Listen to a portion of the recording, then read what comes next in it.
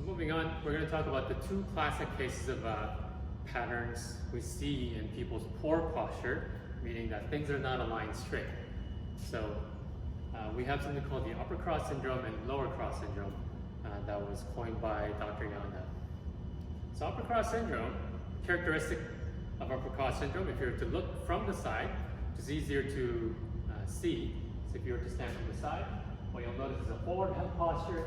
You get this increased thoracic curve called kyphosis, and you get this short and tight upper abs. So you get this really, hunched over posture. Head is forward, shoulders rounded.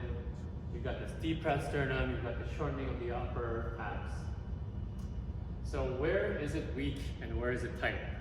So upper cross syndrome, it's a cross pattern if you were to look from the side. And if your head is forward, these cervical flexors here, and you can hear me actually straining. The cervical flexors, they're actually going to be long. Your upper back, right, is rounded. So these upper back muscles in between the shoulder blades are also going to be lengthened out. So if they're functioning normally, and if you have muscle tone, your head, these muscles are going to be able to contract a little bit better, not be completely weak and relaxed, and be able to keep your head over your shoulder. So cervical flexor muscles here, they're long and they're weak. So other weak ones in this cross pattern to the upper back is a muscle called the rhomboid that holds the shoulder blades together and up. Then you've got something called the lower trapezius. Lower trapezius is a muscle that you see on bodybuilders. It's an upside down triangle shaped muscle. It's very pronounced on bodybuilders. So that is also weak. Now, again, I'm going to stand from the side so you can see. So for tightness, when you have tightening of the muscle, you get this sensation of tightness is because the muscles are actually in a shortened position. So again, this is upper cross syndrome. So you go from the back to the front in this diagonal X pattern. So one of the upper cross syndrome, the one that I just talked about, is from the front to the upper back. Now we're going to go from the top of the neck to the front of the chest.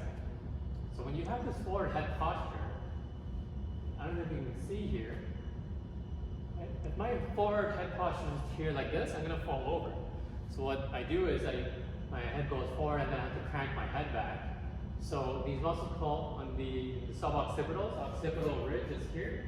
Suboccipitals here are short. Upper traps, when I'm like this, the shoulders also round out and also comes up. So upper traps are also in a shortened or tight position. Levator scap that actually goes from the top of the shoulder blade to the base of the head or suboccipitals. This muscle that goes along here. This one is also tight. They're like this. Right? In this forward head position. Your shoulder also goes up a bit. This is a little bit on the short. These muscles are short. And then you also have on the front, because it's upper cross, you get this effect. So the pecs, the chest. You can see this my chest caving in. These muscles are also short.